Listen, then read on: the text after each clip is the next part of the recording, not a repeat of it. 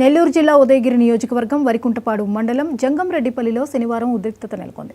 తెల్లరాయి తవ్వకాలకు sample సేకరించేందుకు వచ్చిన revenue police mining గుత్తేదారులపై గ్రామస్తులు మండిపడ్డారు.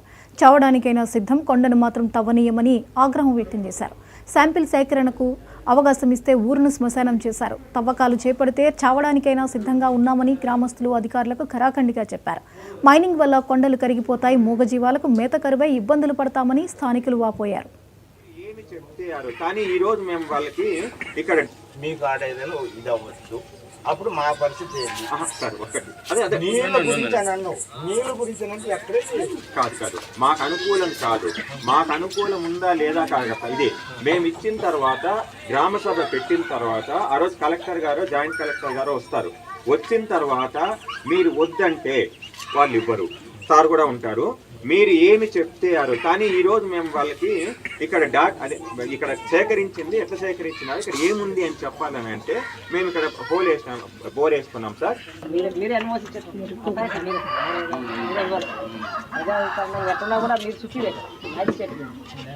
ఏదన్నా కూడా మీరు దురదృష్టి ఆలోచించి ఇక్కడ అందరూ కూడా ఒకేసారి భవిష్యత్తు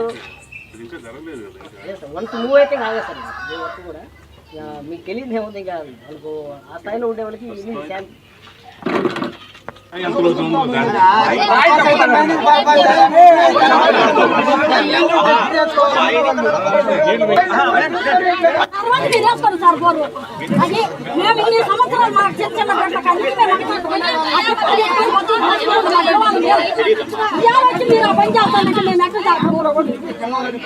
కాబట్టి మీరు మటుకు ఇప్పుడు ఏం వెయ్యొద్దు సార్. మీరే ఖచ్చితంగా నా